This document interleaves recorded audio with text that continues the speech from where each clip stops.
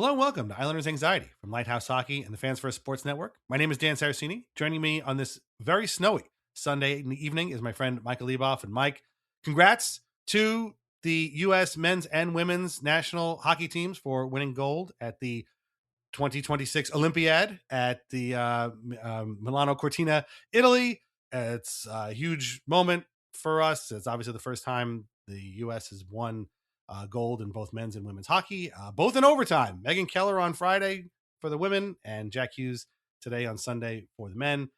Pretty exciting. We're going to talk a lot of Olympics. We got some very special version of Master Leaf Theater Olympics edition later on coming up. But with that all over with, it's time for the Islanders to hit the ice once again and finish out the 24 final games of their regular season. They've been in practice for the last week and a half or so. They had a fan fest today. People were wearing crazy shirts with Islanders faces on them. We got a lot to get to in this episode.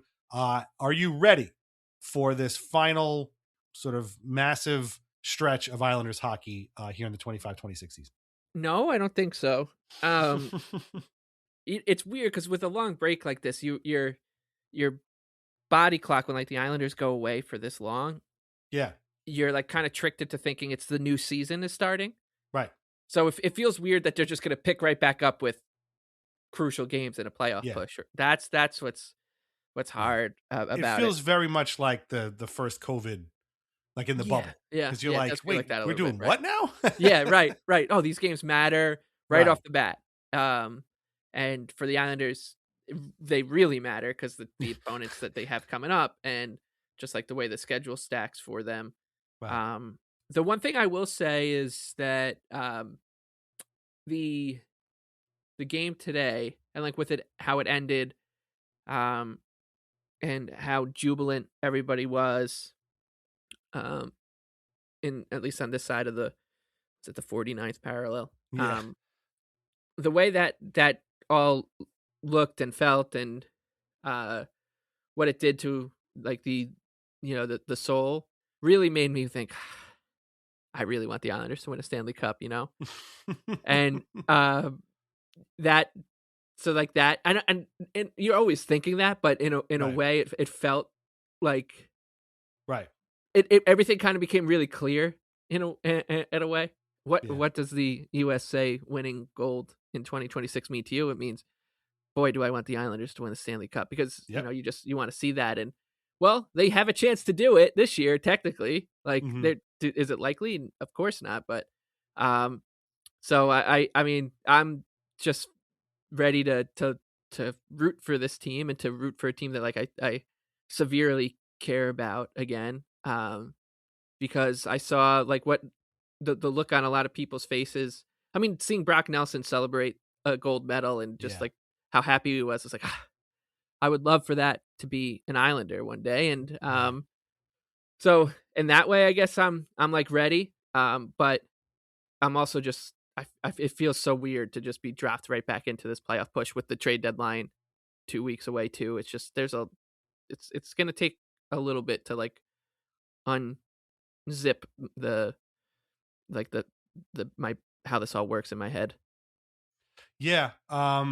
It, I was struck by two things watching the celebration. One is that, yeah, the last time the U.S. won a gold medal in hockey, in men's hockey, was 1980, the year the Islanders won their first Stanley Cup, obviously, Ken Morrow being on both teams famously.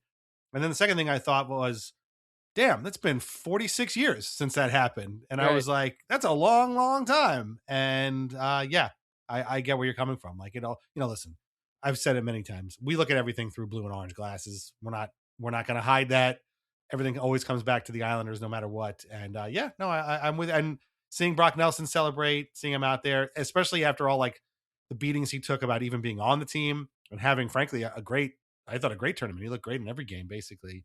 Was pretty wild. I also could tie it back to the Islanders in the sense that the team won, the U.S. won primarily on the strength of their goaltending. And yeah, guess what? We're used to that around here. I don't think a lot of people are used to that, but yeah, we've seen that a time or two as Islanders fans. And again, I have no shame. And then sometimes your goalie outplays the other goalie and you win, and that's how it worked today, and that's how it's worked for the Islanders a lot. We're going to get into the Islanders' upcoming games here. We're going to talk about seeing an old Islander in one of them. And then in the second, we're going to talk about the Fan Fest. And then in the second half, we're going to talk all about the Olympics. So before we do all that, reminder that we are on Patreon, patreon.com/IslandersAnxiety. Membership gets you ad-free episodes, bonus podcasts, written posts, chats with us, and a whole lot more. You can try a 7-day free trial of our country club tier or just join for free to get our weekly release calendar. So sign up today any way you can. Patreon.com/IslandersAnxiety. Okay. We talked a little bit about this a couple of weeks ago when we kind of rounded up the first 58 whatever games of the season. But the Islanders come out of the break with 3 games, including a back-to-back. 2 of them are on the road, and then 1 is at home. This Thursday, the 26th, they're in Montreal to take on the Canadiens. Then they are in Columbus 2 nights later on Saturday. That's a 6 o'clock start, by the way. The Montreal game is a 7 o'clock start. Columbus game is a 6 o'clock start to take on the Blue Jackets. And then on March 1st, they are home. That's Sunday, right after the Blue Jackets game. They are home at 4 o'clock to face the defending Stanley Cup champion Florida Panthers. Now, what do all 3 of those teams have in common? They are all fighting for the playoffs. The Habs obviously have a much, a foot up on everybody basically, but the Blue Jackets are right there. The Panthers seem like they're done. I'm sorry. I'm just not counting out a back-to-back Stanley Cup champion that easily. They can get as hot as anybody, and before you know it, they're back in the playoff picture, so they can't be trusted. Again, these are 3 places the Islanders rarely win, particularly in Columbus. Oh, I shouldn't say the Islanders do win at home, but not often enough for my liking, and not often against the Panthers. I guess this is my long-winded way of saying I am still scared of this particular group of teams. Oh, and then by the way, after this, which we'll talk about, I guess, next week, they are off to California to take on the Ducks, Kings, and Sharks. So you said it before. These 3 games are vitally important. These are 3 teams that if the Islanders want to make the playoffs, they need to beat them and not look back. And I don't care how you do it. You got to take 2 points out of these games. There's no way, 2 ways about it. Which of these games to you is the most fraught with danger? I'm assuming it's either the Blue Jackets game in Columbus, which is a house of horrors for them, or the back-to-back against the Panthers at home. Yeah, I would say that Blue Jackets game is by definition the most important. Just because of the opponent. Like, yeah, they're technically competing with the Canadiens and Red Wings. They're not too far behind the Canadiens in any way, and that getting 2 clean points against the Habs could be crucially important if the Islanders want to make the playoffs. Yeah, but that Blue Jackets game with they ended the I don't know, the non-Olympics portion of this, the lead up to the Olympics portion of the schedule on a 7-game winning streak. They won 9 of 10. Yeah. Rick Bowness is coaching them. They were left for dead, and are back into it. They're gonna be everyone's pet team for this playoff race. So the Islanders, I mean, that's a crucial game, and I actually think they changed the time of that Panthers game to 6:30, and it's on ESPN now, which is okay. Frustrating, yeah. Like, Let me look and see. Yeah, I know on the Islanders schedule because my point. Oh, was, you're right. Yeah, my apologies. Yeah, it's all right. ESPN. Yeah, but the point is, so they come out, they play, a normal Thursday night. Well, it's not normal because they're coming back from this break, but a Thursday night 7 p.m. start in Montreal. Wonderful time, atmosphere. Then a 6:30, a 10, a 9:30 back to back, and then a 10. And then a 7:30 in St. Louis, like, to come out of the break. So it's once again, the Islanders just, it feels like their schedule has never really been all that consistent this year, which has been taking some getting used to. But so, like, point being, Columbus game by definition is the one that's gonna be the heaviest. When you look at the big game-o-meter, that's gonna be the biggest of the week. But man, if they can find a way to get a couple points in Montreal, and just settle the nerves, because I think part of what's so scary about this is if you lose that first game, you could be like, oh, they're not going to win again. They're going to come out of this break. They're going to, and maybe that's just the way that I'm wired. We're wired, is that, you lose one game, and a 1-game losing streak always becomes a 6-game losing streak, especially when you've been off for this long. And I just hope that they can pick up and just recognize that there's no easing into this, right? Yes. They're not the Hurricanes, they're not the Avalanche or the Stars or the Wild. They didn't buy themselves that commodity where they can yeah, first game back, let's just get our legs under us. No, you can't be the team after a loss and be like, well, it was the first game back and had to shake off some of the rust because yeah, so does the Yeah. other team, and that's what's frustrating. But they get a win. I mean, then all of a sudden, you 3-game winning streak. You got some belief going into this back to back, and uh, you really only need to pick up a couple more points for the rest of the week to be off to a good start out of the break, right? Because that's what we Yeah. want, and build some momentum going into that trip. So, yeah, it's scary week. Obviously, there's also the Dobson factor too, and Yeah. Yeah. I We're do gonna get to wonder. him. Don't worry about Yeah, and it. I do wonder about that Blue Jackets game, given how the first one shook out with Mason Marchment and Barzell and Matt Schaefer, and if there's anything to kind of pick at there as well. But uh, Oh, I yeah, totally forgot about that. it's a little bit. Yeah, it's an interesting. It's just like an interesting way to come back into the season. They didn't catch a break of being able to ease in with a terrible team. So they've got to get right on the horse. And there's as I said, the last thing I want is to hear the Islanders say, had to like shake off the rust in a game where both teams were just off for 3 weeks. Yeah, that's my big worry too. I mean, you kind of took the words out of my mouth. The Islanders love to ease into the game, right? They're always like, how many times we heard, well, we got to weather the storm in the first period, and then they get outshot 15-3, and it's like, are you guys aware that the game is starting? Like, yeah, there's a little bit of weathering, but if you know that you have to weather something, you could, sort of be proactive about it and go after it. And that you just took the words right out of my mouth. Like, I'm afraid that they're gonna kind of take that break and be like, well, yeah, the other team's going to start with. I mean, the Canadians are going to be starting with some guys who were at the Olympics, whether it's Nick Suzuki or Yuri Slavkovsky, dudes who were in Italy a few hours earlier, whereas the Islanders only have two guys. It's only Bo Horvat and Andre Palat. And I think that they might kind of want to test the waters out and just try and feel each other out for the first few minutes. They can't do that. The other thing is, if they start hot and say put up a couple of goals in the first period, they also can't just sit back. Like, this whole situation is kind of geared towards the exact things that the Islanders have had struggles with, in the last couple of seasons, really, under Patrick Waugh, either starting late or, not finishing things out and taking that early lead, giving up a couple of goals, letting the other team back into it. So I don't think any of these games are going to be easy. I do think I'm not going to say it's the easiest of them, but I think the game in Montreal is probably their best chance at getting 2 points straight away. I have no confidence in that Columbus game whatsoever, but I do have a little bit of confidence they can get at least a point, if not two, out of the Panthers game.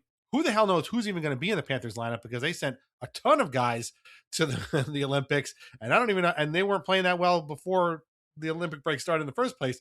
So who knows who's even going to be in the lineup. Some people will tell you their season is completely done. Again, I don't buy it myself, but I do think if they can walk away with at least 4 points here, that's enormous. And again, I can see them going, winning in Montreal, losing to Columbus, and then winning against Florida, or at least, losing in a shootout or something to the Panthers. I can see that even the 3 points isn't too bad.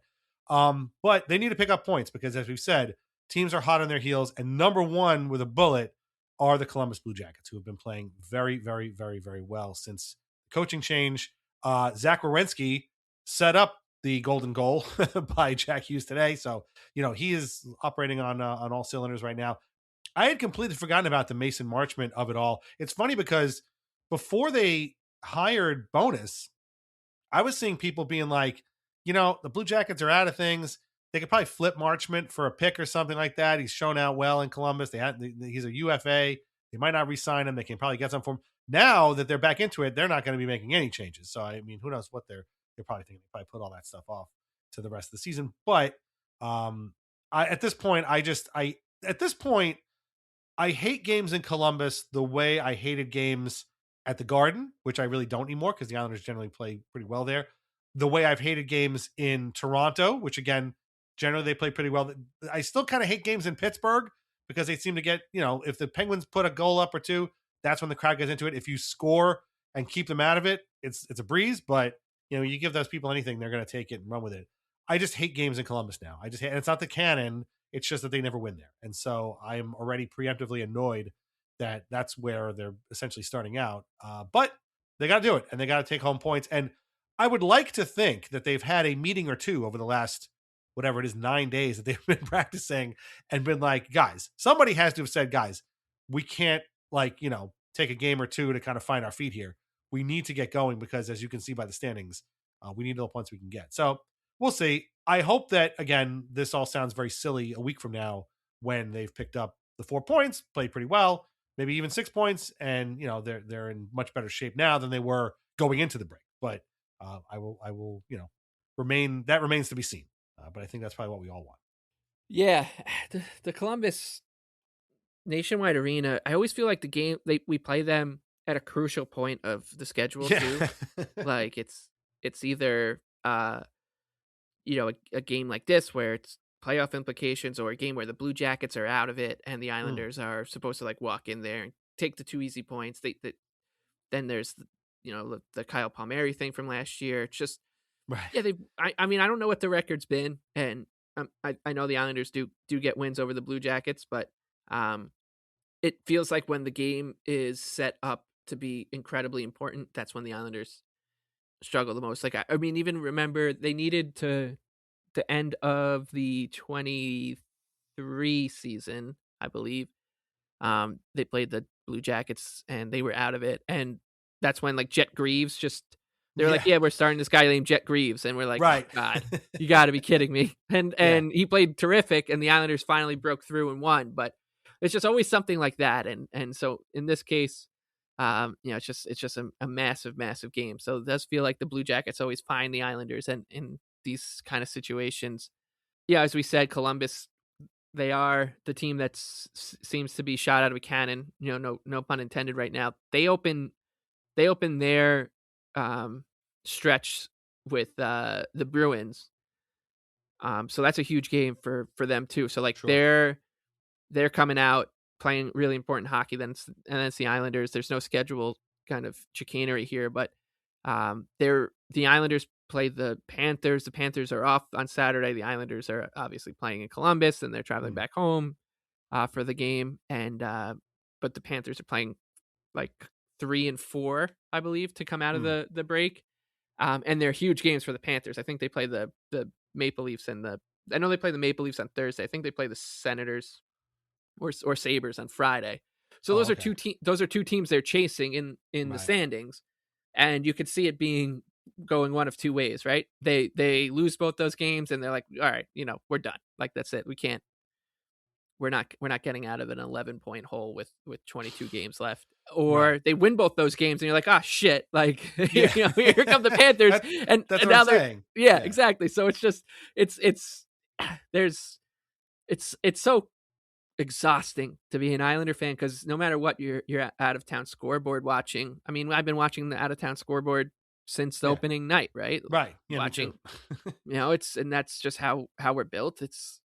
We're a little different that way, I think, than most teams. I think especially the bigger market teams, they look from their team is the league comes to them, and for us it's the opposite. I'm going to be, no matter what the Panthers are doing or the Blue Jackets are doing on Thursday night, I'm just going to be doing mental gymnastics to thinking to make it a terrible situation for the Islanders, because that's just what I do. Yeah. But yeah, I mean, a win over Montreal quells all those nerves, and you hope that they're, as you said, you just hope that the situation is right there for them. They know that there's going to be talk about their captain, and also the beating heart of their team in JG Pageau, because of the trade deadline approaching, and a loss to Montreal followed by a loss to Columbus, and all of a sudden those whispers start getting louder and more annoying. You're going up against a guy who basically asked off the team as well. You're playing in Montreal. Now that I'm starting to talk about it, there's probably not a better place to start this this part than and I don't mean against the opponent, but the actual environment, the atmosphere of the Bell Center. Yeah, because you'll be okay, the Olympics looked cool, but the Bell Center will be a good, especially it's a big game for the Canadians, so the crowd will be in. They're excited. I'm sure they'll be so excited to have the Habs back up and running too. So Yeah. at least like that should get you. If that doesn't get their juices flowing, we're in trouble. And then the only other thing, and I'm worried about, and this is nothing personal about Ilya Sorokin, who's just been an absolute godsend this entire season. It's just that he was playing so well that, and he did respond well to the time off when he had the injury. He came back and was playing even better. Right. But goalies are weird, and you go away for 3 weeks, and he was in such a good rhythm. He was so smooth. He was everything about the way he was playing was calm. He was like it's like a goddamn sloth in a sauna. Like he everything was just so relaxed about him that you just hope that that same goalie comes back for this part. And we have no reason not to believe it, but Hmm. this is a show called Islanders Anxiety, so I'm gonna Right. these are the type of things that are gonna be keeping me up. Is like, "Ah, God, I just hope it's the same Ilya Sorokin. I hope that they're they recognize that this is a big game, and Hmm. of course they do. Like Yeah. so yeah, I've it's never heard the phrase sloth in a sauna before. What is that? Like he's slick. He's very he's slow. He's already like he moves slow, and he's very relaxed, and he's in uh this relaxed atmosphere. gotcha. Yeah, yeah. He's already relaxed, Right. and he's going to the next level of it. So but that's my hope is that he can carry that Right. ethos into this part of the schedule, because he's obviously the most important part of this entire Oh yeah. operation. 100%. It is also, and that's a good point. I hadn't really thought about that. Like the atmosphere at the Bell Center is going to be almost like a little mini Olympics, basically. It's also, I mean, maybe I'm making too big a deal out of this myself, but it's also Matthew Schaefer's first game in Montreal. It's And true. the French language folks are going to be out. Patrick Waz there. They're going to be asking him all kinds of questions about Schaefer.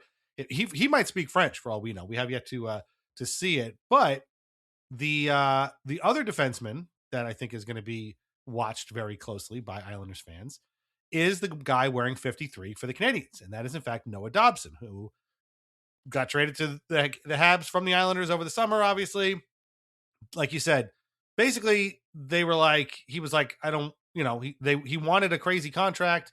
The Islanders weren't comfortable giving it to him. They asked for a couple of places he wanted to go. Apparently, number one on the list was Montreal, which is the closest to his home in Nova Scotia, his birthplace in Nova Scotia. They made it happen. They got a great package for him, including Emil Heineman, who was returning to Montreal for the first time, plus the 2 first overall picks, the 2 first round picks that end up being Victor Eklund and Keyshawn Aitchison, who, by the way, is now the all-time leading scorer among defensemen for the Barrie Colts. So congratulations to Keyshawn Aitchison. And so far, everything's worked out for everybody. I mean, Dobson's played very well for the Canadians. Obviously, we know what the other guys are doing for the Islanders. Heineman slowed down a lot, but he's still been a very good scorer for them the early part of the season. And so, we still have to await Dobson's return to Long Island, which is always the kind of thing that everybody wants to know about. But I'm curious to see how the team kind of goes into this against him. I don't think they're going to like game plan for him or anything. He's really not that kind of player. If he gets a point or a goal or looks really good against them or lays a big hit, which is a kind of a rare thing for Dobson to do, we're going to be hearing about it a lot. It's going to really suck. But that being said, I don't think that the Canadians are an unbeatable team. They're a good team. I think he's, makes them a pretty good team, especially on the power play. But the Islanders' penalty killing has been pretty good. I am curious to see. I don't want to make it like Matthew Schaefer versus Noah Dobson, but I kind of feel like that's the way it's going to shake out. And as getting 2 points out of that game would be huge for my psyche, having Schaefer sort of outplay Dobson, particularly with the layoff, would also make me feel a lot better. I don't want to make it that way. I haven't been like pitting these two guys together. We had a question on a mailbag. I don't know if it was last month or 2 months ago, where it was like someone who's like, "Do you ever miss Noah Dobson out there?" I'm like, "No." We both said no, not really. Maybe on the power play, but the power play wasn't that good with him anyway. Like that's about it. So, there are times maybe he would be helpful, but not really at any point this season have we ever been like, "Man, you know what they really need here? Noah Dobson." Right. Meanwhile, Schaefer's just been an absolute, I mean, you talk about a godsend. He is the literal godsend, Yeah. right? And so if he comes out of that game with, 2 or 3 points and Dobson is, a -1 or something like that, I think that's going to make me feel a lot better. So, of course, assuming the Islanders win. If they don't win, then who the hell cares? But, that's kind of just another subplot here that we're going to have to be on the lookout for. And again, maybe that ends up being a bit of a motivator. Being in Montreal, getting back into it, you only have a few games left. Oh, and by the way, that guy over there, he was cool and all, but he wanted kind of a crazy contract. The Islanders didn't feel right. They got a hell of a package for him, and maybe it's time to show him. He could have had all this, and instead he doesn't. So I don't know. Maybe I'm kind of making too much of this, but what are your feelings about the first ever matchup against Noah Dobson as a member of the Montreal Canadiens?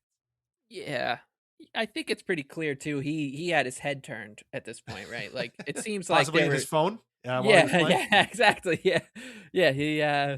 He. It seems like his camp, his camp, young Bukauskas, Yes, was they were finagled this move because as you'll recall, like the Blue Jackets offered a pretty big package too for him, and yeah, I don't remember if there was somebody else, but the Islanders kind of accepted both those offers, and Dobson was like, no, I'm only going to Montreal. And so that's the only place he would sign the extension, I should say. So it's weird because I'm like, this isn't just to show Noah, like, you could have been a part of this, which is going in the right direction, but also like his camp who seemed to be like, well, this is, if you go to Montreal, you can become a Montreal Canadien. You can become right.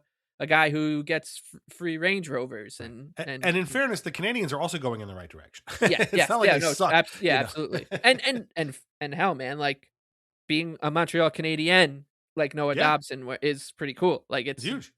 not a bad life, but I think and we talk a lot about the alliance and the kindred spirits and the Islanders when they show up to Montreal on Thursday we'll get a welcome to Montreal to the New York Islanders. Sure. They've got to be the only two franchises, maybe it's sports, that do that for one another. Right. Like I don't think the Kansas City Royals, when they show up to play the Houston Astros, get a hey, welcome to Houston, right. Kansas City, and then when Houston goes to Kauffman Stadium, Kansas City's like, oh, welcome, we're so glad you've shown up, and you're our friends. It's a bizarre tradition, one that I think deserves more recognition. But yeah, so like there's I feel like there's a good personal thing here, and I think it was us who actually brought up like, do you miss Noah Dobson? Because I never thought during a game this season, man, we could use Noah Dobson right about now, and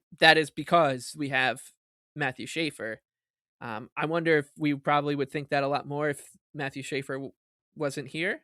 We'd be like, oh God, could use Noah Dobson instead of Jan Ruda, or whoever would have been there instead. But right now, yeah, it's weird. Like it's not that. Like, yeah, well, of course we could use a Noah Dobson. Most teams could, but at the same time, the Islanders are in a weird way that they're like the only team that could have traded away a Noah Dobson and not missed him because of Schaefer. And so but it's like this weird level of spite that I feel towards him. Yeah. Not obviously it's not the same as I do towards the guy we took before, Victor Hedman, or some other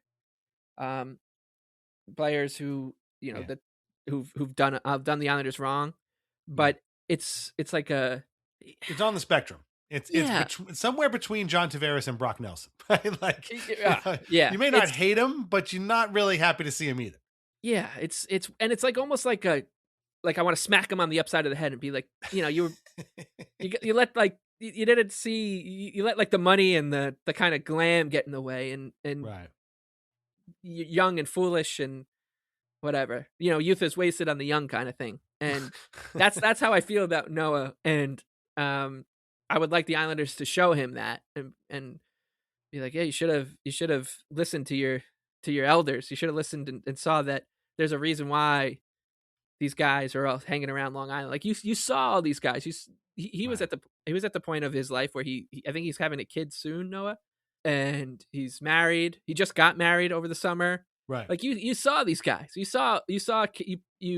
he was with the Islanders for a while. You saw Casey Cizikas and Brock Nelson and Cal Clutterbuck and Matt Martin and Anders Lee and JG Pageau and Kyle Palmieri Hmm. and Bo Horvat and Adam Pelech and Ryan Polak, Semyon Varlamov, Alex Romanov. Like, he saw all these guys come to the Islanders one way or another, have kids, grow a family on the island, and he was like, "Nah, I'd rather do it somewhere else." And so I feel like that cut me a little deep too. Like, you saw it firsthand witness to how great it is to have a family here, and you decided to take the the Rolex endorsement and run. Yeah, hopefully they play him off the park, and he gives us one of his vintage Olays where the Canadians win a face off cleanly right to him, and he's checking his Snapchat or something and misses the puck, and we get a 2-on-1 from like Simon Holmstrom and JG Pageau and the Islanders score. Right. But I'm hoping for, although I there's the likelihood of this happening is pretty low. I'm hoping for like a Scott Mayfield, just like open ice hit. Like, again, he's really not looking, and nothing dangerous or anything, but just like bam, and then he's on his ass, and you're like, oh shit, that'd be great. Yeah, that would be nice. Right. And none of the Canadians jump in, so that we can make up in our head like they don't like him. Yeah, right, exactly. So, but I'm with you. I don't know. Again, we will discuss this again when Dobson comes back to UBS Arena. I don't think he's going to get like a huge amount of boos. He will definitely get some audible ones. Is he going to get the boo and the cheer and boo like Mitch Marner? They're gonna boom through the whole game, cheer the video, and then boom again. I don't think he's even gonna get that, to be honest with you. He might get a couple of boos, but there is a contingent of Islanders fans who love antagonizing Canadians fans about him. I know I've taken delight in some videos I've seen of him making mistakes on the ice, but this isn't even almost in the same area code as the Tavares thing. Like it's very different. Yeah, and I think that's the frustrating thing about Dobson is like you still hear him and he still grades out really well on like, look at my hockey stat card, right?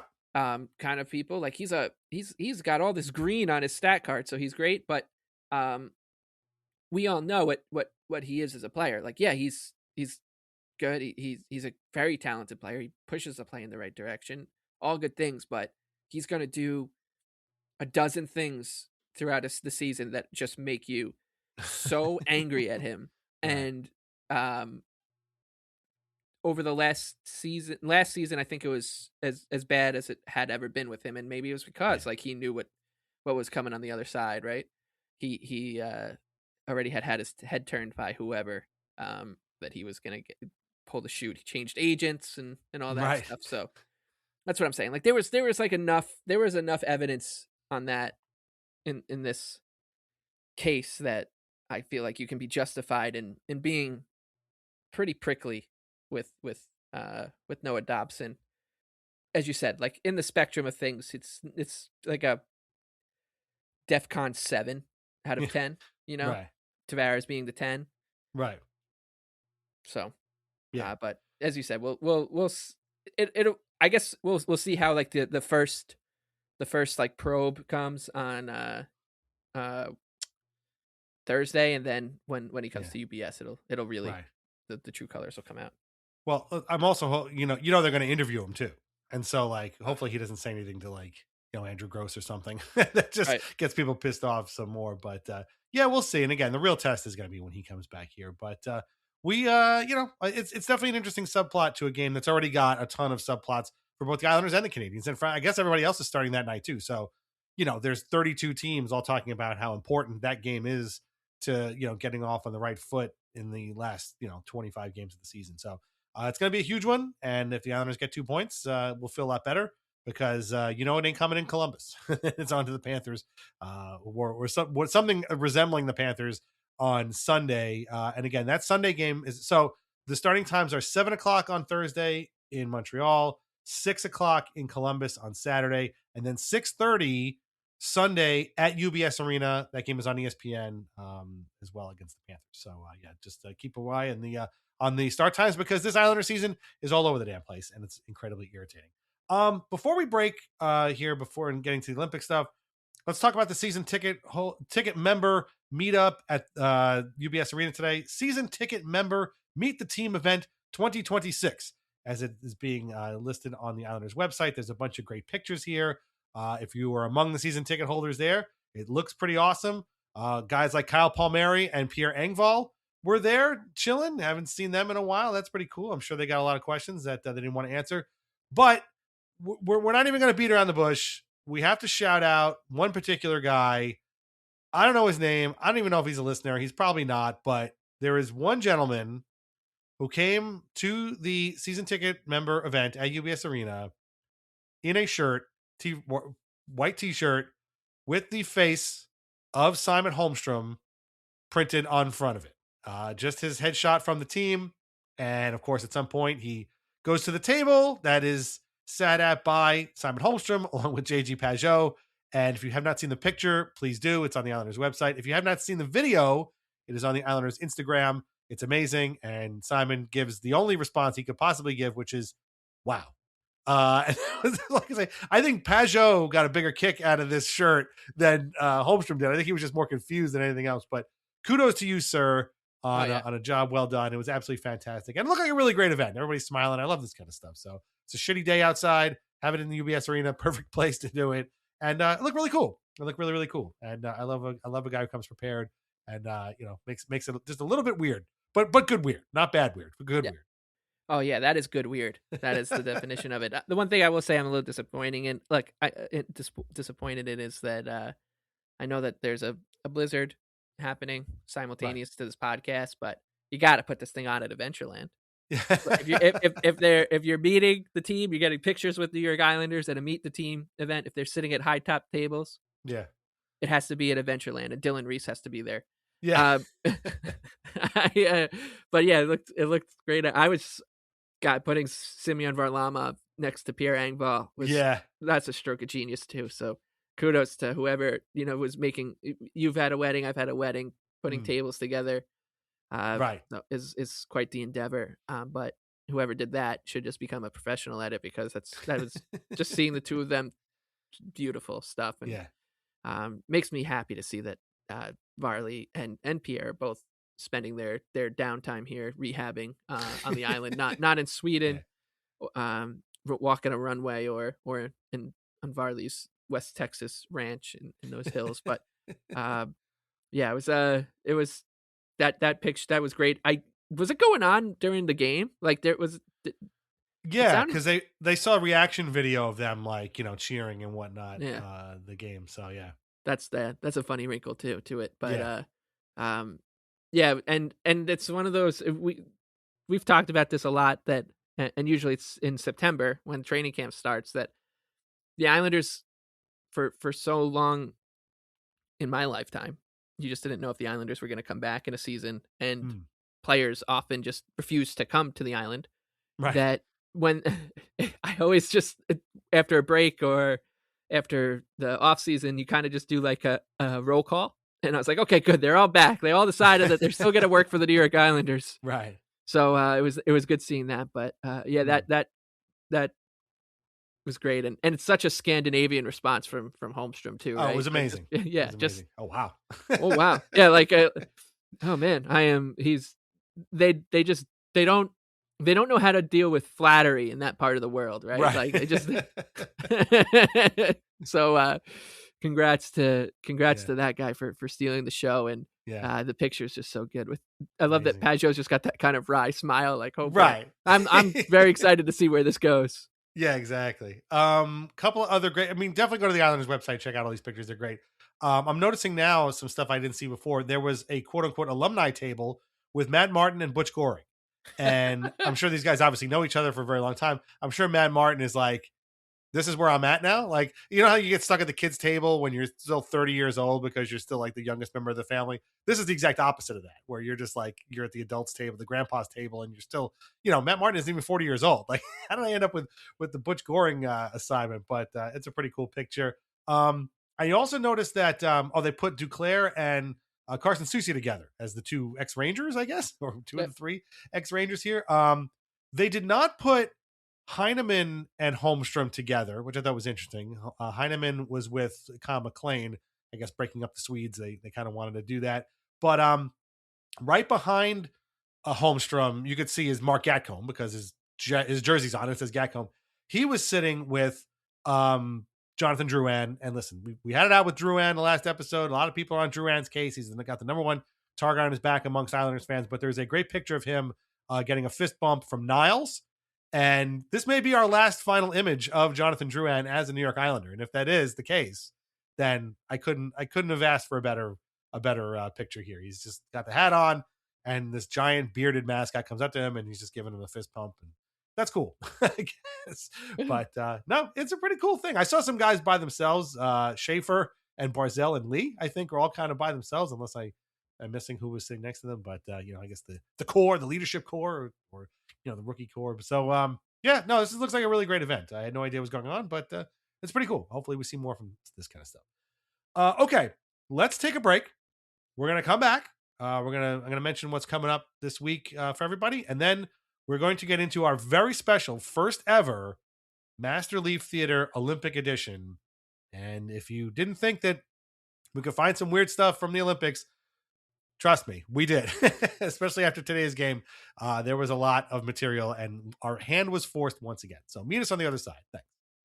And now a word from our sponsors. VintageIceHockey.com. Over 100 classic hockey logos on t-shirts, jerseys, hats, mugs, and more. Long Island Ducks, Albany Riverettes, Danbury Trashers, Kentucky Thoroughblades, and so many more. Plus a full line of Islanders Anxiety merch, with our portion of the sales going directly to the Center for Dementia Research. These incredible items cannot be found in stores, so shop VintageIceHockey.com today.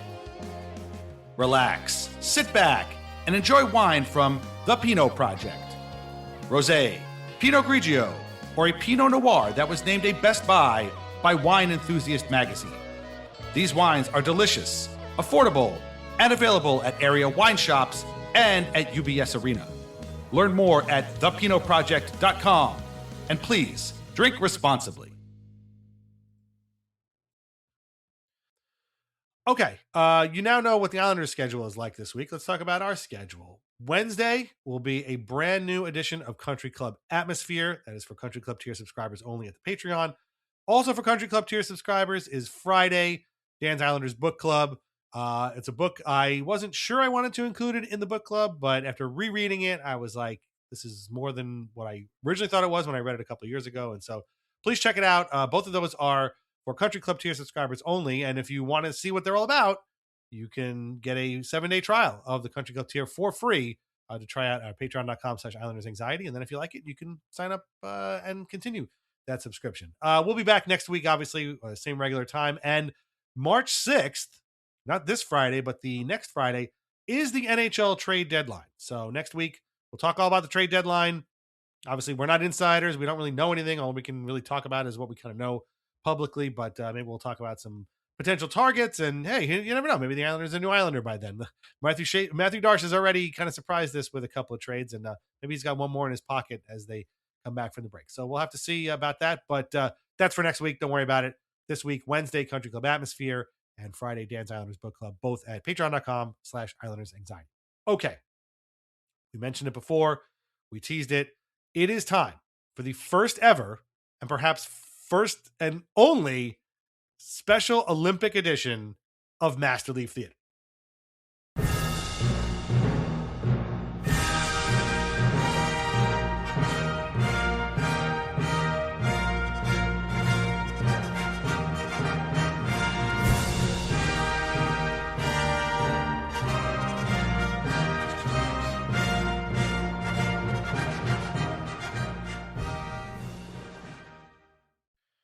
Okay, before we get to the Master Leaf Theater articles for today, a couple of things right off the bat. Obviously, number one, congrats again to the U.S.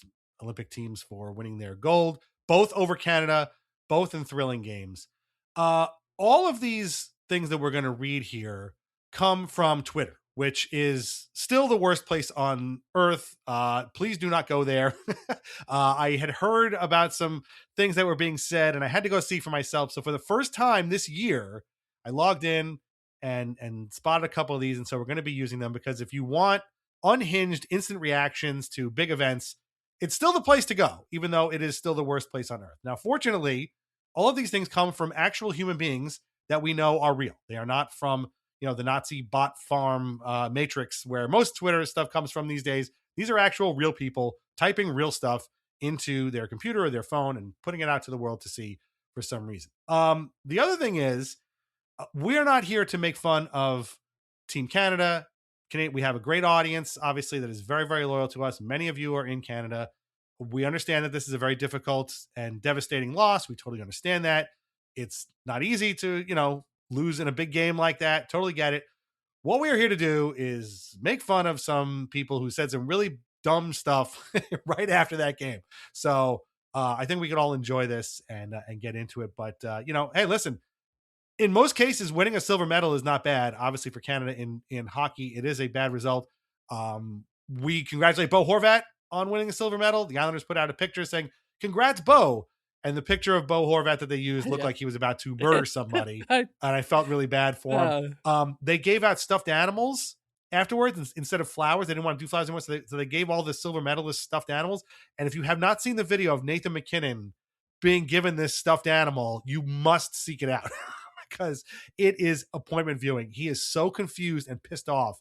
It's a beautiful thing. But again, it's tough. Like, we're going to talk about McKinnon again in a minute. And again, it's a devastating loss, but listen, it's how it is sometimes. Sometimes your goalie is just better than the other guys, and that's how it works. And so we trust me, if you're listening to this show, that we know loss and trauma and tragedy better than anybody. And so we're not here to make fun of Canadian fans on their loss, but we are here to make fun of some really wild shit that came out after this game. And I know you and I were both, you were the one who texted me like, we got to do a Master League Theater about this because we just could not.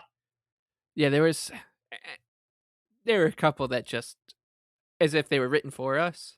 So we couldn't not do it. And as you said, it's got nothing to do with the teams playing, really. It just has everything to do with the reaction and like the pearl clutching and the never ending search for the hypothetical fan, the grow the game machine.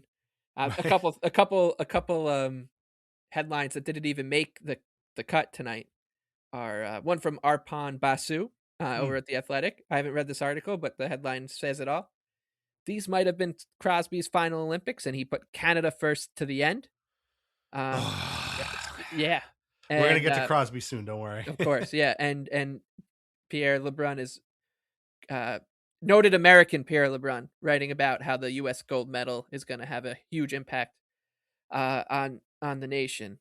So, and I know I'm a cynic when it comes to a lot of this stuff, and I can't stress enough how these guys just desperately take everything and just try to turn it into a grow the game scenario. And there's no doubt that there's a lot of young kids who are watching today, and we're like, wow, that looks great. I want to play hockey. But the funny thing here is that Pierre LeBrun and his ilk, when they talk about this kind of stuff, they're not talking about like the kids who are like, oh, I want to start playing hockey, mom, dad, like, can I play? He's talking about the TV ratings and like his friends stateside who he's like, oh, maybe another cool celebrity will start watching hockey now, and I could, like that's and I also have to say that the shame of it all is that if there was somebody who's like, damn, I want to get into hockey, my new favorite player is going to be Noah Hannafin or whoever. They're going to say that on Twitter and say like, oh man, I'm really into hockey. I really like this Dylan Larkin character. And then somebody like G.A. Fresh or Dom's going to put their finger to their frame of their glasses and go, well, why would you choose that guy? His contract is a minus 1.2 net rating. Right. So you should just go back to watching baseball or basketball because you're just not belong here. Have you seen his expected goals for? You loser. Yeah, like, you're gonna. You would. Right. You would choose Dylan Larkin. Right.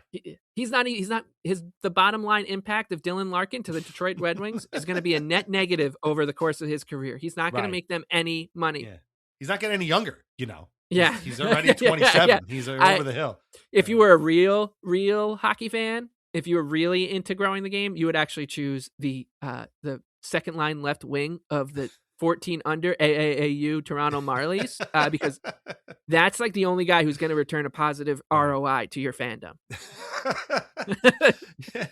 But like in all seriousness, I mean, we're laughing because it is true that people would do that. But what's funny is that, and our friend Adam Gretz mentioned this as well, and this is the thing that comes up all the time with the Olympics, like Olympic hockey and, you know, the Four Nations, that's all great stuff. And if you are a newer fan and you're like, you know what, I am going to start to watch hockey. This was great. I really enjoyed this.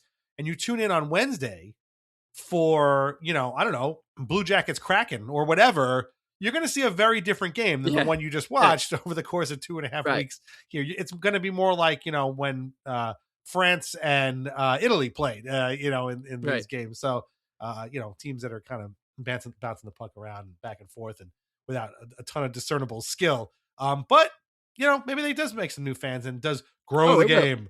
It will. I mean, it has to at this point, right? Like, there's no way it doesn't. But it's just so I just find it so funny that these guys, when, especially at the Athletic, when they get on this high horse about it, it's just always written as if they're the ones who. It's actually not the game that's right.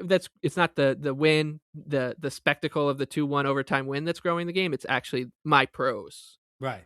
My article. It's the defining moment that is going to grow this game. But we need to grow the game so we can grow the subscriber numbers at the Athletic. Right.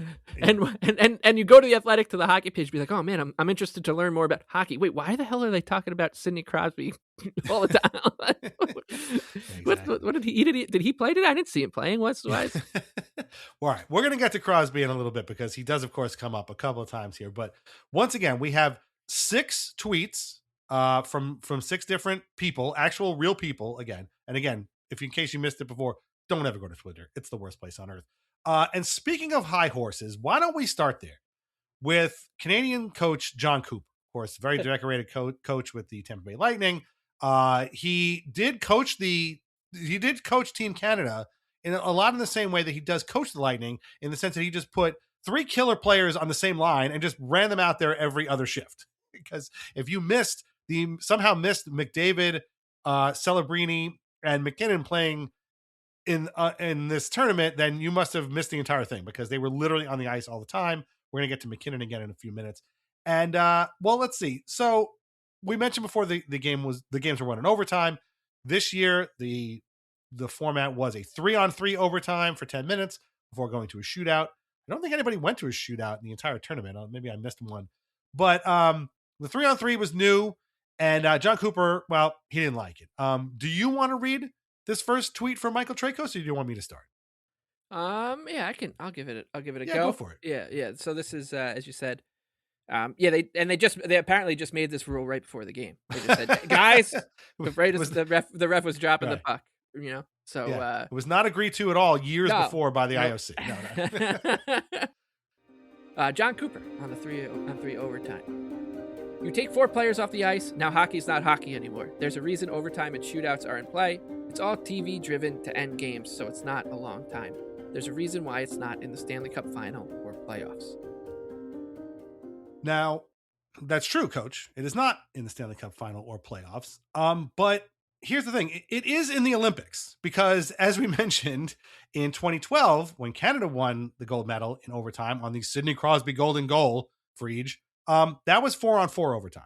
Oh, and when Sweden won the gold medal in 1994, Lillehammer, with the incredible Peter Forsberg goal, that was in a shootout. So these kinds of gimmicky things are not foreign to the Olympics. They just make John Cooper mad because his team lost, which is a very John Cooper thing. But I thought this was really great. And this gets to the heart. The reason this is the first one is because this argument that the 3-on-3 overtime is somehow illegitimate is at the crux of many of these arguments. And before we get any further, I just want to mention that Thomas Drance had a tweet that basically just said what I just said, which is that, you know, this is the way the tournament is. It's always been like this. And so I'm glad at least somebody out there recognizes it. But we mentioned Nathan McKinnon before, And well, here's the thing. Connor Hellebuck was the best player on the ice. He completely stymied Canada every which way. He did not win the tournament's MVP. Connor McDavid did, because he set a new record for points in an Olympic tournament. And as we said, the game was won in overtime. Nathan MacKinnon wasn't happy about this. Nathan MacKinnon is never happy about anything, but he definitely wasn't happy about this. He wasn't happy about the stuffed animal he got after the game. He wasn't happy about the silver medal. And he definitely wasn't happy about the result. And he told Joshua Clipperton of the Canadian Press, and in this tweet by Joshua Clipperton of the Canadian Press says, a gutted Nathan MacKinnon, quote, you be the judge of who was the better team today. Yeah, you could say Canada was the better team. But did anybody ask Nathan MacKinnon who missed that open net in the third period? These are, again, this is the flavor of these tweets. Team Canada being very salty about how this game turned out, whether because it was an overtime or because they just got goalied, which, again, to us is nothing new. That happens all the time. What do you make of these first two things? And like on a scale of 1 to 10, how funny, which is the funnier one? They're both 10s in my book, because I mean, the sight of Nathan MacKinnon scowling and growling this out to a CP reporter is actually really fun. Yeah. Why are you always so pissy, Leon? That's what it reminded me of, right? Like that.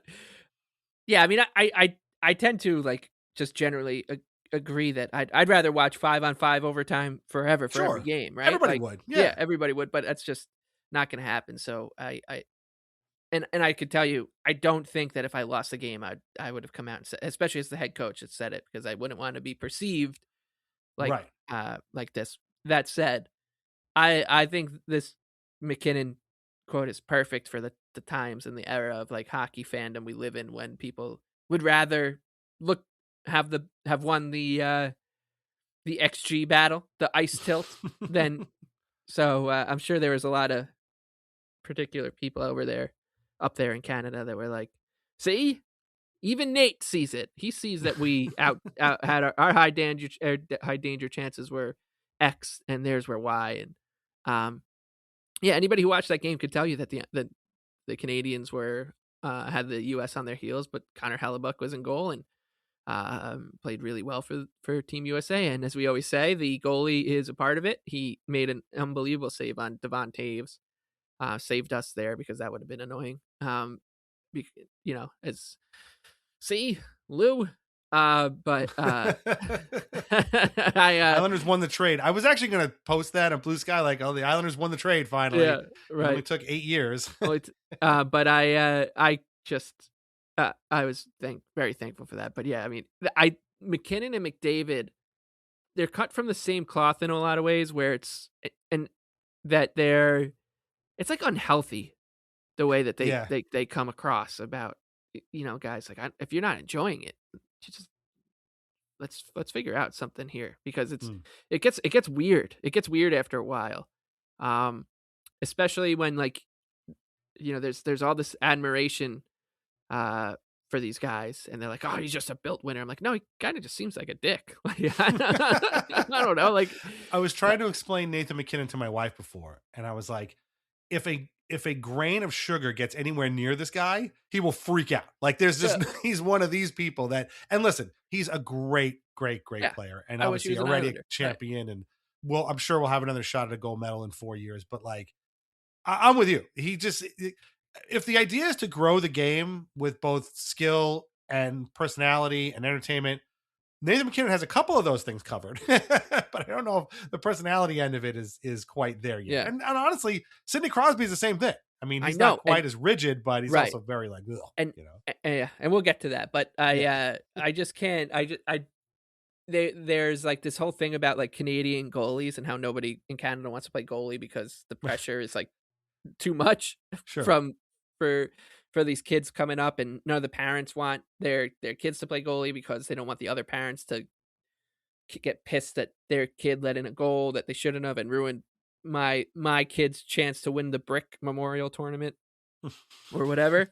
But I think today, like you kind of see where these problems are stemming from. They're not. It's not yes, Nathan McKinnon has his own personal issues, but it's the weird hockey um, is the most important thing to all of us up there. It's very strange. I mean, it reminds me a little bit of like how England is with soccer.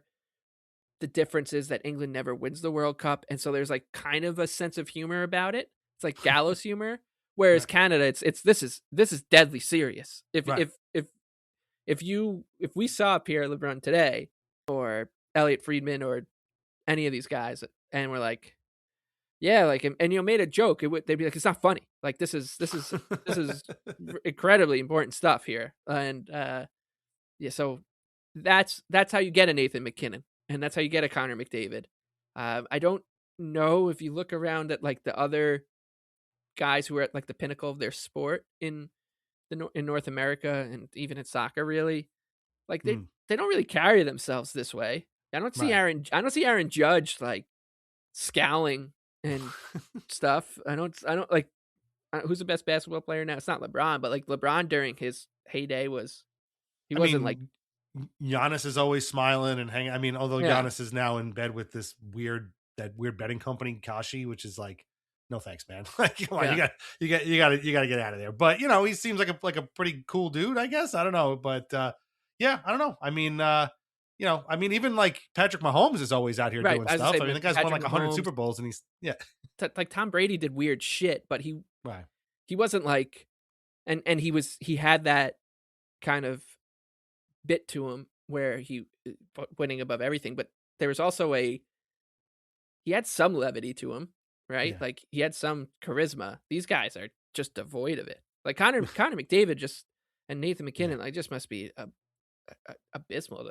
Hey, you want to go get a steak after the game? No. Not with you. Like we just I gotta, won, man. Like yeah, we're I gotta, celebrating. Why are you showing me highlights of a bad pinch? I got a bowl of Yeah. unflavored oatmeal to get to, you know, like, And I mean, honestly, you know who's a good example too is Novak Djokovic, who's yeah. like talks about how he like has like a little bite of chocolate after he wins a grand slam because he like doesn't let himself eat chocolate ever because of how seriously he takes it. But even Novak Djokovic has like a personality and like a whim to him. Yeah. So this is a different thing, and it's a Yeah. very specific hockey Canada thing. Well, here's the thing too. Like, not everybody has a sort of outgoing personality. Not everybody's Matthew Schaefer, right? Who can just show up and be like the effervescent, you know, everybody's kid brother type of thing. I'm curious to see how his personality meshes with the rest of these Team Canada guys in 4 years when you know, I mean, Nathan McKinnon might cut his throat in the bunk in his bunk bed, the Olympic Village. We don't know, but um, you know, not everybody's comfortable playing the villain either. Like, some people like playing the villain. Like, I think Djokovic, you know, kind of enjoys that. Like, some guys like playing the villain. They like going in there. I mean, I think Michael Jordan in a way loved playing the villain. Like, but it was sort of, he kind of had, you know, he was in Space Jam, but he was also like the worst trash talker in the league. He was the most ruthless player in the league. He would hurt you and elbow you and do whatever it took to win. So he was sort of a little bit of both. I guess he was like a Stone Cold Steve Austin, I guess, something like that. But you know, these guys, there are guys in the league with personalities. They just don't show them that often. And the guys that kind of do just don't have any. Right. Like, you know, again, And I think if you're on this team, you're just not allowed to do it. Like if those are the two right, guys, if it's Sid, Connor, and Nate right. leading the way, like I mean, even Macklin Celebrini, a 19-year-old, was there, and he had a great tournament. But by this game, it was like if you step out of line, you color outside the lines here, man. Like you're not coming out for oatmeal after we win our gold medal. No oatmeal for you. Yeah. But yeah, so these guys are just too funny. And McKinnon, you know, McKinnon, I don't even know if he's a guy who like gets quoted after games all that much. But boy, they went right to him this time, and he did not hold back with that line. And again, this is also the guy who missed an open net, which would have won the game. And I think he hit the post, right? Or he just missed it. I think he just missed it wide.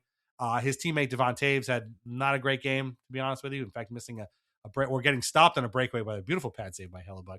So I think he had a lot going on there today for Nate. But we have a lot to go here. And this, I think, might be my favorite one. This is the one that kind of got us all started here.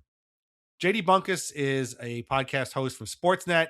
He does the Leafs Report, which is, the Leafs Talk, which is the sort of post game Leaf show, which after big losses is must listen to, is appointment listening, if you ask me. I know you're not a fan. He is a bit of a sourpuss, but I don't know. I find that kind of enjoyable. He can take things a little bit too far, as he does in this tweet right here. So, if you will, please read the tweet from JD Bunkus. And again, this might be my favorite one that we're going to do here tonight. Yeah, he's a sourpuss. He's also just to me he's kind of in that same realm of McKinnon and McDavid. Like I don't think he's got any real uniqueness to his personality. He's very, I don't know, milquetoast to me. And I don't find him to be enlightening or entertaining, but his show is, because I only watch it when the Leafs lose and he's very upset. Right? So, and I like seeing it. He's like if you took Steve Dangle and turned him from 11 to like maybe 2 or 3. That's basically what JD Bunkus says. A perfect way to put it. Yeah. And he said, honestly, if you're an American celebrating that win, you're a casual who doesn't know puck. Totally fine. Grow the game.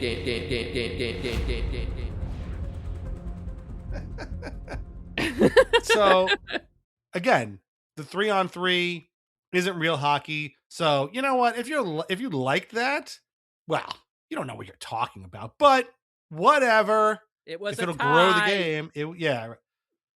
I mean, this is the sourest of grapes. Like you could not find grapes this sour if you infuse them with vinegar. It's awful. This to me, I think he got roasted for this, rightly so, because I'm looking at the ratio here. He's got 12,000 replies, but only 2,000 retweets. So, his phone has been turned off, I think, for quite some time now. But this to me is just hilarious. Well, totally fine. Grow the game, whatever, but it's not real hockey. You didn't win anything. Come on, man. Really? Seriously? Right. Yeah, it's perfect because he's also, this is an unbelievable advertisement for never tweeting and just and getting off Twitter, and from someone who should know better, because like if your existence and your personality is and your career is built around the Toronto Maple Leafs and being a Toronto Maple Leafs super fan and doing a Toronto Maple Leafs podcast, you know that if you put something like this out there about if the Toronto Maple Leafs lost this game and got eliminated in the first round of the playoffs like this, and he tweeted that, if you're a Columbus Blue Jackets fan celebrating this for eliminating us, you don't know puck. He would get roasted again because everybody would be like, "Oh, man, that's so typical Toronto Maple Leaf fan. This is great." So there's nobody who should know better than not to do this than him, and he still did it. And this is just why, and not to turn this into a Leafs thing yet, because there is a beautiful someone else does that for us. Right. But it really just goes to show you why these guys, I don't have any sense of like guilt picking on Toronto Maple Leaf super fans who also are podcasters and writers for The Athletic, because they are the whiniest, kind of cringiest of them all. Like there's a reason why we're not kicking Buffalo Sabres fans and media members, right? Like it's because they're like, once again, they kind of got a sense of humor to it. There's some kind of charisma behind the suffering, whereas this is just whining. This is like an 8-year-old. This would be like if you were an 8-year-old kid and you were a Canadian like expat in America and you had to go to school tomorrow and you said this, I'd forgive you. Yeah. But if you're a 38-year-old or however old he is, I'm like, what the? Yikes. Yeah. It's a little bit like if you were playing, the latest EA NHL video game and you were like, and you lost big to your little brother. And then you were like, well, yeah, but you turn the offsides off. So it's not like real, this isn't real. Dude, come here. You lost. And again, this gets all back to two things. One, the 3-on-3, and two, they got beat in large part by Connor Hellebuck. Like nobody said the U.S. was the better team. They just happened to win the game. Like this happens to us all the time. And we feel no guilt about it because that's how it works sometimes. Sometimes your goalie's better than the other goalie. It's okay. In this case, Jordan Binnington was good. He was just one goal worse than Connor Hellebuck. There's nothing wrong with that. And these guys just cannot handle it. Maybe it's because, they're the one goalie, the one team that has Connor Hellebuck doesn't get watched as much as the other ones who are constantly crying and moaning about their goaltenders. But who knows? But I know I'm going to be listening to the JD Bunkus podcast tomorrow at Sportsnet when that goes up in the morning, because I can't wait to hear his response to what his replies were to this tweet. But again, the sourest of grapes. I wish I could come up with some more sour liquids to soak those grapes in, but it's quite a bit. So JD Bunkus, I'm surprised it's taken this long for JD Bunkus to end up in a Master Leaf Theater, actually, and it happened to be the Olympic one. But I'm glad he finally made it. Yeah, once again, I think it's because of what I was saying at the top. He's not interesting enough. He doesn't have the je ne sais quoi of the other guys that make it through. And honestly, that could be a good thing, right? I don't think you want to come off like James Myrtle, because he's like JD Bunkus on steroids. But you also you want to have like a little bit more uniqueness to it. This I can find his kind of like sports talk radio in Tacoma, Washington, like somebody complaining the way he complains. So he's not reinventing the wheel. No, that's true. He's in the again, in the sort of Leafs podcast landscape, he's sort of like that solid middle reliever. Like, he's just out there to get 3 outs and get to the next guy. He goes from your starter to your closer. If Frege and maybe Kipper and Bourne are your starters, and then Dangle is your closer, he's that sort of middle relief guy to kind of get you through those things. But I'm definitely gonna be checking him out tomorrow. But I thought that tweet was just, if that tweet in just a few words, by the way, in a good economy of words, I like to see that. Just really captures the sort of Canadian psyche following the game. Okay, so we've been talking about Crosby, we've been talking about McDavid, and as we know, the most important aspect of this game, and really, frankly, any hockey game or sporting event played anywhere, is how does this affect the media covering the game? The game itself doesn't really matter as much as how do the people who have to write about it get treated following the game. And here's another guy I'm kind of surprised hasn't shown up on Master League Theater yet. Ryan Rashog, who works for TSN, the Distinguished Competition to Sportsnet, of course.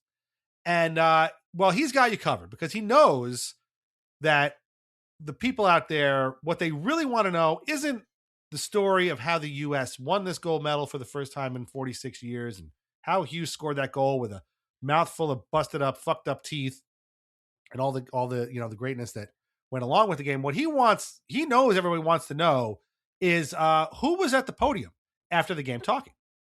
And so Ryan Rashog of TSN, tweeted, after the game, McDavid was told he was doing the press conference, so he skipped the writer's mix zone, expecting to field their question in the presser. Crosby decided he was going to do the presser instead because many had requested him, so he accompanied Cooper to the podium instead of 97. Wow. What an expose. Thank God. Because I know I was wondering, wow, where's McDavid? Why is Crosby there next to Cooper? Ryan Rashog's got you covered. He knows, he's got all that down because he knows that you want to know how that whole thing went down. So thank you, Ryan Rashog, for explaining all of that. Yeah, I mean, as I was just trying to explain to Isla what the Olympics are all about, that's kind of what I was saying. Like, yeah, so these two teams are going to play for a gold medal, and that's great. Once we get that out of the way, we're going to find out who fulfills their media responsibilities. Ryan Rashog also, he's got a monopoly on this beat. Anytime because the Oilers, and I will stand up for McDavid and Draisaitl in this way, dealing with that media circus outside of Gene and Bob Stauffer. Like, it just must be hell. It must be hell to deal with them. Having Jim Matheson and Ryan Rashog and company travel around with you and basically just ask you win a game, okay, why aren't you winning more? And you lose a game, which of your teammates suck, or why didn't you do this? And so I do give him credit for that. But Ryan Rashog, every time there's a media controversy, and in Edmonton, a media controversy is Connor McDavid didn't speak to the media tonight, or Leon Draisaitl didn't speak to the media tonight, or whatever goalie, whether it was Tristan Jarry or Calvin Pickard or Mike Smith or Stuart Skinner or Cam Hmm. Talbot, whatever goalie stunk that night, didn't speak to the media. Those guys were ready to burn down Rexall Place, Rexall Palace, whatever it's called, Rogers Center. I don't know what it's called I'm not anymore. even sure. Yeah. Yeah. And Ryan Rishaug would come out and he would clear the air in his own way. And that's his job. That's his beat. His bosses at TSN right now are saying, "Wow, you did it. We sent you to Milan and you delivered, buddy. You told us." Not only did he tell us why Connor McDavid wasn't there, but he also said that he I mean, giving Sid some serious credit too, which is why you go to what this is all about, right? The Olympics are about a couple things. One of the most important things is covering how Sidney Crosby is just the Mr. Canada, and he didn't play tonight, but he's still the captain. Sid is a leader. Sid is perfect. It wasn't his fault they lost. Had he played, they would have won, of course. Another reason why this doesn't count. And was so brave going up to the podium, knowing that the reporters all want to talk to Sid. That's why they're there. That's what matters here. So I was this is a home run from Ryan Rishaug, and could have had the intro that I like to put on a lot of tweets from a lot of media people, especially Kevin Kurz is a master of this art, which is you can almost just see the tweet. And if you take the tweet and you just put these 3 words and then a comma in front of the tweet, that's what he really means, which is listen up, dummies. Yeah, there's a few people out there that tweet the listen up dummies style. I didn't really get a listen up dummies from this, but I just got I got to get this out. I got to get this out. People want to know. And it's stop the presses. Yeah, really. Stop the presses. Tell everybody how Crosby got up there. So, it's I don't know. I don't know who they think. Sometimes, I mentioned this again. This is going to come up in my Islanders book club later on. But some people really are writing for an audience of one, and I don't know how they got to the point where they got. Again, Ryan Rishaug's been covering the Oilers forever. And I don't know. He just thinks that this is relevant information that people want. And he threw it out there on Twitter. And we're kind of glad that he did because it fits perfectly in here. That said, this was not the only time that Sidney Crosby was mentioned. No, of course not. And this comes from our only American tweeter of this slate. And it still fits in with the Master Leaf Theater ethos. And that is a favorite, a standby, a stalwart in the Master Pens Theater series. That is one Josh Yeo, who, of course, always has his eyes on Sidney Crosby and put out an amazing tweet here about, Sid missing the final 2 games of the tournament and perhaps, could have tilted things in Canada's direction. So will you please read the tweet from Josh Yeo sent this afternoon after the game was over? It'd be my honor. Amazing moment for American hockey. On a side note, this must be so gutting for Sid. You have to feel for him. I decided at some point throughout these games that I don't really hate Sidney Crosby as much as I thought I did. I used to say it like I hate him because of, scoring a lifetime of goals against the Islanders, so I could hate him. I don't think it's that I hate him anymore because at this point, there's really no point in hating him. Like he just is. And you know what he's going to do, particularly against the Islanders. He's always done that. What I hate is the idea that he needs to win more stuff. This is a man who has won 3 Stanley Cups, has won 2 Olympic gold medals, and now a silver medal. He has accomplished every possible thing a hockey player can do. He is the greatest Pittsburgh Penguin of all time, which is insane considering that we all watched Mario Lemieux do what he did, and Yager, and Malkin, and all these other guys, all these Penguins great, all pair in comparison to Sidney Crosby. And yet somehow these people still want him to have more. Why? I don't get, and I was mentioning this I was going to mention this too. Like, I feel like a lot of people, my inclination, as I mentioned before, is like, I like to root for the underdog, right? I mean, honestly, I did more rooting for Team Slovakia in these Olympics than Team USA because I just wanted to see them win. I was dying for them to get into the gold medal game. I thought that would have been an amazing story. I'm just an underdog guy. I don't know if it's because I'm an Islander fan or whatever. If you've won enough, I'm sorry. I think you're okay. And I feel like Sidney Crosby has won more than enough. He's a great player. I'm sure he's a great dude. but I did not feel a burning desire to see Sidney Crosby win a third gold medal. I don't know. That's just me. Maybe I'm crazy, but Josh Yowie wanted to see it happen, and he's a little bummed that it didn't happen. And he's more bummed for Sid because, gosh, what's he gonna do now? He's gonna look at his other 2 gold medals. Like, I mean, come on. Yeah, you're not just. I think you're a bigger person than me because I can't. I still hate Sidney Crosby's guts, but I also hate that part of it too, which is that you're not allowed to hate. Like if I were to go go to an Islander game and powwow with some media people or whatever, and I said that to the visiting media, and I said, "Oh God, I fucking hate Sidney Crosby." Right. Security, come on. He's not a real fan. Right. Take this guy's fan card away. Take his Pierre Engvall jersey off. He's not allowed to. He's not allowed to wear a hockey jersey anymore. He hates it, and I just can't stand that about that. He is the only guy in the sport that has risen above being hated, and I loathe to think what Flyers fans feel towards him. And oh my God, I'd love to find out what Capitals fans actually feel about him, but you feel in a way like you're just not allowed to be outspoken against him. And when these guys tweet about him, it's like they're tweeting for the entire. I was saying like the listen up dummies thing. When Sidney Crosby gets tweeted about in this fashion, this is a bulletin from the entire hockey world. Like you have to feel for Sidney Crosby. No, I don't. I loved my favorite moment of the entire Olympics was seeing Sidney Crosby have to come out and get a silver medal. I was like, this won't get old to me. I would have, if Henrik Lundqvist was in that line, I would have felt similarly. If there's other guys, who've come and along in, obviously Tavares, but it's just like different with Sid because you feel like there were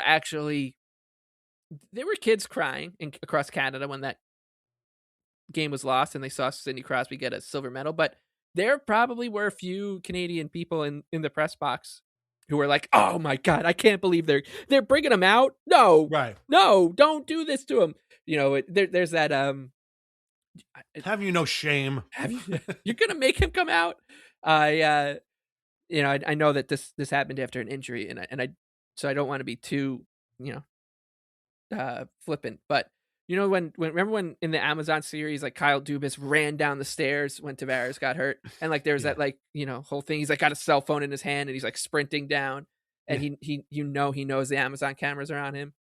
But I could see the some people over at Sportsnet or TSN or The Athletic or wherever when they saw Sid have to come out of the tunnel to be a part of like the losing half of the ceremony tonight, to be running down the stairs, be like, "Get him off the ice! Get him off! He doesn't need to go through this. Not Sid." They're covering his head, like when a guy gets arrested, and they gotta they don't keep know the cameras here. off him. We're in Italy. We're not in a hockey playing country, so they don't know what they're doing. Get him off. Yeah, right. Get him off the ice. Man. So we'll see. Hopefully we can beat his Pittsburgh Penguins to a playoff spot, and I can watch some more Sidney Crosby sadness because, I mean, it's not only do I enjoy watching him, the person, lose, but I also like watching the reaction to him losing from these people who just can't wrap their head around why we don't like a hated rival, their best player ever. Right. This guy's got to be on some stamps. Yeah. Shut up. That's going to be the thing too, is I don't know what the Penguins schedule is like when they come back, but if he misses so much as a minute of that game, but due to an injury at the Olympics, oh boy, you are going to see some ranting and raving, the likes of which you've never seen before. And what's funny is that poor Kevin Fiala, or the LA Kings, had to fly back injured. And I don't know when he's going to suit up for the Kings now, and you're not going to hear a peep about that. But I shouldn't say that. You will hear a little bit about that, but not nearly as much as if Crosby is hurt and if it costs the Penguins a playoff spot. I mean, who knows? He might come back and play and be fine. But if it's more than that, you're gonna see a lot of that's gonna make the crying about the 3-on-3 overtime seem like nothing, because it's gonna be crazy. But yeah, I mean, I don't know. I don't know. Maybe it's just me. He's won enough. Like he literally has won enough. And there's guys out there that haven't won anything. I mean, this is Brock Nelson might win a Stanley Cup this year. He might not, but he's got a gold medal now. Like that's a huge thing for me. I feel happier for him than I would have if Sidney Crosby has his third gold medal. Like, come on, really? But I don't know. Some people just like rooting for the favorite. I guess it's a very strange thing. But we mentioned before, this is our finale of this very special edition of Master Leaf Theater. It always comes back to the Leafs. Obviously, the Canadian team is wearing the red leaf on their jerseys today, but the one in blue, the blue and white, is the one that really matters. And of course, it all comes back to the Leafs. And who captained this gold medal winning Team USA? Why, it's Austin Matthews, who's the captain of the Maple Leafs. Go figure, a man who people are still talking about maybe they should trade him because they're just not going anywhere with him. And he seems to be very standoffish sometimes with the media. And where was he after that game where they lost to Mitch Marner and the Vegas Golden Knights? Speaking of, by the way, we're not going to read the tweet, but after Marner scored in overtime against Finland, was it, to put Canada in the gold medal game, Mark Stone said, as long as I've been playing with Mitch, he's a clutch player. I don't know where this idea that he's not a clutch player came from. Must be a Toronto thing. Well, if you thought that Mark Stone was the only one who was here to needle the Leafs, buddy, I got news for you, because there's a whole bunch of other people who have some other things to say about the Leafs in defense of their teammates on Team USA. And we got a couple here. And wouldn't you know it, it's the Hughes boys. Jack's already got his goal, but him and Quinn have hooked up for another score here. And so this comes from TSN's Mark Masters, another guy who covers the Leafs a lot. And I think this question was asked by Luke Fox Jukebox. I feel like it was. That was. Oh, was it? Okay, I wasn't. I wasn't sure. I'm pretty sure. And because I guess Ryan Rashog is there to do his part, right? Find out. Yeah. The media availability, if everyone is following the right protocol. That's why he was sent over. Luke Fox Jukebox. He knows what the Olympics are about. He knows what they're about. They're about the Toronto Maple Leafs. As is everything else, of course. I wish I was in the room for this. I would have just stood up and clapped. As soon as this question started being asked by Luke, I would have been like, go, do it, come on. I mean, this is just classic Luke Fox Jukebox. Like, this is nobody else could have asked this. So of course I knew, but it didn't say it in the tweet. Yeah. But once I read this, it will be very evident who asked the question. So Masters tweets Matthews on how winning will help him move forward. Quote, I'm trying to live in the moment. Jack Hughes interjects. Quote, doesn't matter what anyone says now, Austin Matthews is a winner. Quinn, quote, that's what the media in Toronto should be talking about. Austin led us to a championship. Let me tell you something. I am on record saying that I think the Hughes brothers all share the same brain. And my guess is that for the last 2.5 weeks, Luke has been zipped up in a garment bag hanging in a closet somewhere because Quinn and Jack are the ones using the brain, right? I don't think these guys are the sharpest tools in the shed, but when it comes to protecting Austin Matthews from the knives of the Toronto media machine, they are laying down their bodies for him, and they came out swinging as guys often do in these kind of celebratory press conferences. And so I salute you, Jack and Quinn Hughes, for doing that, because this is going to feed families. These quotes are going to be used for the next 6 years of podcasts in Toronto, or as long as Austin Matthews is playing for the Leafs, because we don't know. But this was just beautiful. This was sent to us a couple of times too, and it's absolutely beautiful. And the fact that Luke Fox is the guy who asked the questions is even better. It's just so good because apparently like the full quote is, I'm trying to live in the moment, man. Come on. like are you seriously? He's like, I just traveled to Italy and you're still here asking me this kind of shit. And it's, as we've talked about so many times, that it's so hard to just explain to people who aren't in the weeds what this media circus is truly like.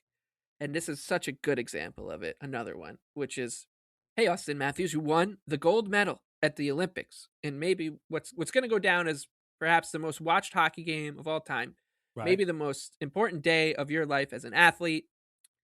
Now, tell me what really matters here.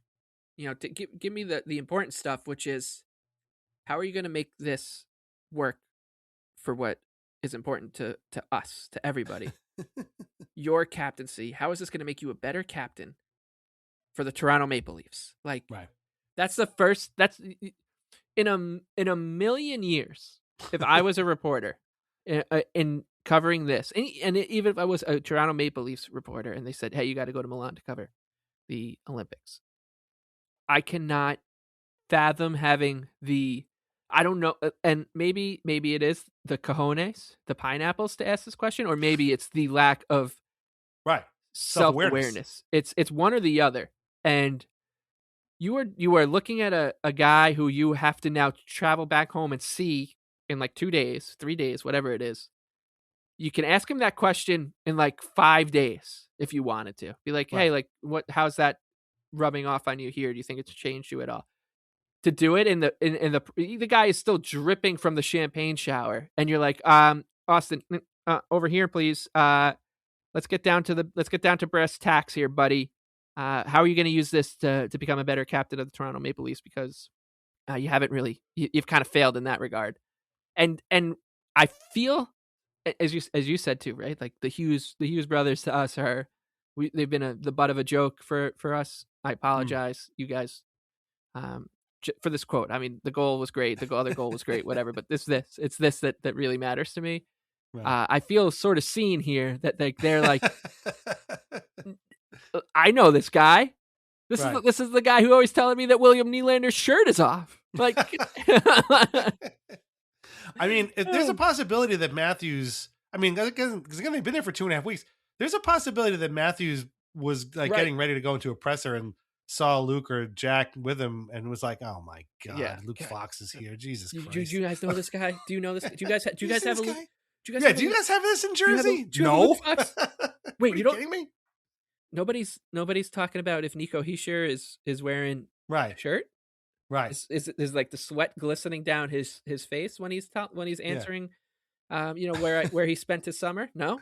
What? I imagine Jack was probably like, no, we've got this lady Amanda who writes out the lineups in beautiful handwriting and puts them on Twitter. That's the only person covering us. Where the hell are you talking about? She finds out who's playing, and then we got this other guy, Ken Danica, who smashes his fists on the table, and that's about it. That's it. That's all we got. Oh my god! And then Quinn is like, I don't know who's covering me. It's some guy with glasses keeps talking about being a paperboy for Newsday. I don't even know what that is. But.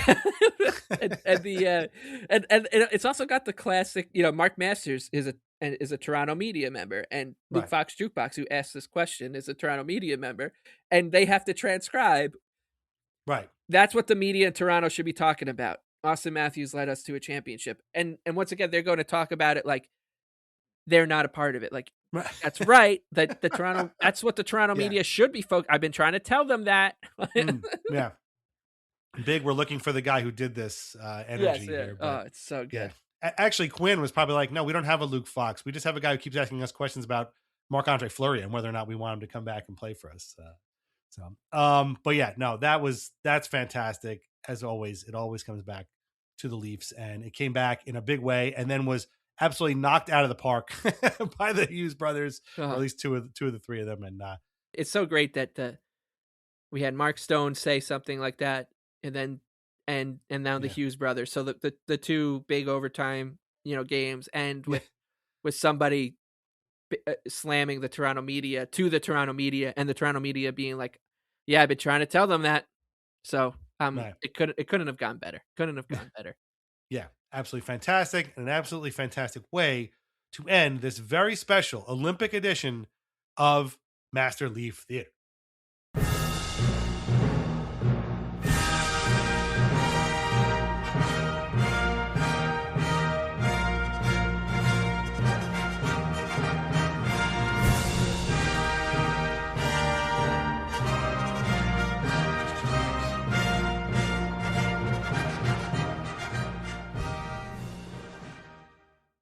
Yeah, so we didn't expect to do that, but as you can see, we had plenty of material to work with and it needed to be done. And so here we are. If you love Master League Theater, we hope you listened to our episode last week, our standalone special edition about bad sports science. It was great. Thank you again to Don Becker for coming on and loaning us his great voice. It was awesome. So check that out if you did not. In all seriousness, we've had a lot of fun here for the last hour and a half or so. In all seriousness, congratulations to Team USA, men and women. It's amazing to have won gold medals here. You know, it's just there's a lot going on, but I think everybody should take a minute if you're listening to this and you're a fan and you love hockey. Take a minute to soak this in, and it doesn't happen that often. Obviously, we're waiting 46 years. We don't have to. No offense to the Miracle on Ice guys, but now we can all move on. More we can talk about 2026, and that's a great thing. And obviously for the ladies, this is their second gold medal in the last whatever it was 10 years, I think. So that's an amazing accomplishment as well. And beating the best in the world both times is great. In overtime, these goals are going to go down in history. They're both amazing. And we talked about, of course, our own feelings towards Brock Nelson. We're super happy for Brock. Got a little bit misty watching him get his gold medal and everything today. It goes without saying that when they brought out the jersey and the kids of Johnny Gaudreau for the team picture afterwards, it was also very emotional. I mean, come on, that's just amazing. I mean, he probably would have been on the team. He's obviously friends with a lot of guys on the team, and that was really amazing. And then whoever's idea it was, that was just it's a devastating in a good way. You just you can just feel the emotion from it, and it was a great thing. Also, we should mention as well, if you look at the team picture, Nelson is sort of standing in the back, and he's got his arm around a guy in a suit. That guy is the Team USA, I guess, director of communications, Kimber Auerbach, who serves the same purpose for the New York Islanders. I guess he's VP of communications, but anyway, congrats, Kimber. He's on the team too. So, he is the only official Islander on the team. Obviously, Brock is a forever Islander in our eyes. And it was cool. I showed that picture to my wife. I'm like, this guy works for the Islanders. He's their VP of communications. So these guys have worked together for 15 years. Like, that's really cool. I'm sure Brock grabbed him and was like, I can't believe we did this. Because that was, was the guy he's known the longest really on the team. So I thought that was pretty cool. It just smiles all around. And I really just hope people kind of take a minute to really sit back and enjoy what an accomplishment this was. All joking aside, and trust me, we can go on with these guys for hours. I'm sure we're only at the tip of the iceberg of the bad takes that are going to be coming out of this tournament. But at the end of the day, you guys just won gold medals in hockey. Like, that's crazy. That's the main event. That was the end of the Olympics, was that men's hockey game. So that was crazy. And then the women's game, I was at work. I was watching on my phone. I had a meeting with my bosses, and I went in there and I was like, I got to be honest with you, I was a little distracted today. I was just watching the hockey game that was going on. They both looked at me like, are you serious? I'm like, yeah, it was a great game. We won. Team USA won. Megan Keller in overtime. Come on now. And they were all like, oh yeah, we'll check that out later. But it was pretty cool. So it's been a pretty cool. I've enjoyed this. I watched a ton of curling. I loved it. Team USA won. No, they did not win bronze. They finished in fourth, but they won silver in mixed doubles curling. The Corey Tisi, Corey Dropkin. It was awesome. I just pretty much watch a lot of hockey and curling. So this has been a fun Olympics. And, even though I struggled with some of the Peacock coverage, I had a lot of fun. So do you have any final thoughts on the 2026 Winter Olympiad from Milano Cortina, Italy, and the glory of winning gold for Team USA? Yeah, no, I got to say, I enjoyed it more than I thought I would. You and I have talked a lot about how, I just would much rather the Islanders win and that's yes. that holds that has true. Not changed. Yeah, that holds true. But I did like it. I was on the edge of my seat today, and it's a great game. And it was also nice to have like it was very black and white, right? Like it was like USA win or Canada win. Like there's no, it kind of just like ends, right? And I feel like in sports, like we're kind of losing that like simplicity quite a bit. Like it's not about salary caps or team valuations or anything like that. So that was nice to like just have a rooting interest without like any of that kind of baggage. So that was great. As you said, like the games around, I'll miss having like the Olympics on during the day, right? Which it's nice. And I think you're talking about Peacock a little bit. One other thing I was very grateful for was that this we didn't have like ESPN hockey crew or or yeah. any of those folks. But I will say that this when streaming became a thing, this is what it was built for, right? It was built for the Olympics. Oh, how great would it Right. be if the 2012 Olympics are going on and you can just Right. open an app on your phone and you can watch the Call up whatever. 1000, yeah, right? But it's just obviously gone so far off the rails that it's just we've just reinvented cable with it, as everyone always says. And but it reminded me of like the golden days of streaming, which is like, during tennis majors and soccer tournaments and stuff like this. And but now it's gone. So it was, yeah, I really enjoyed it a lot more than I thought I would, and I let on like I would. But I did also, I will say my final thought here is that I did snicker quite a bit until this game. Like there was all this, like, these players are craving best on best hockey. Like this is what they've lived their life for. This is what they've wanted. And yeah, we got an amazing finale with USA and Canada, but I don't think that, Brad Marchand was like, I need to play best on best hockey so he can crush France, right? Like it took a while to get to that point, but when it did, it was great. And but yeah, now we get the Islanders back, so it's time to just, the midnight rule is back. Midnight tonight, back to the Islanders. Yep. And fortunately, we got a couple of days to warm up to get to that reality and to hit that midnight rule again. But it's gonna be a wild one. And in fact, it's probably not going to be unlike the Olympics itself, which is just a crazy, several week long tournament to see who survives at the end. But I will say this once again: 4 years from now, as long as Vladimir Orzog and Miro Shatan are still in charge, I am all about Team Slovakia. There you go. Okay. We got some stuff coming out this week. Like I said, Wednesday, Country Club Atmosphere, Friday, Dan's Islanders Book Club. All that at patreon.com/Islanders Anxiety. More stuff there, commercial-free episodes, bonus podcasts, written posts. You got it. Sign up for a free trial of our Country Club tier or 7-8 trial, or sign up for free and get our release calendar. You guys know the whole spiel. It's late. Our theme song is Morning Haze by Family Dinner. Listen to more of their music on Spotify. Read Lighthouse Hockey every single day for your most up-to-date Islanders news and discussion. Islanders Anxiety podcasts are part of the Fans for Sports Network. Find us wherever you get your podcasts and on YouTube. Please leave us a review where you can. Shop VintageIceHockey.com. Try wines from the Pinot Project, an official partner of UBS Arena and the New York Islanders. I hope people were enjoying the Pinot Project at UBS Arena today. Mike, any final thoughts on the New York Islanders picking up their season again this week with 3 enormous in-conference games? No, yeah, I just, hope by the next time we talk on Sunday after that Panthers game that we're able to continue the season. Yes. It's weird. It's just going to be weird to have the season hanging in the balance again after a few weeks off. It was nice, but I did miss it at the same time.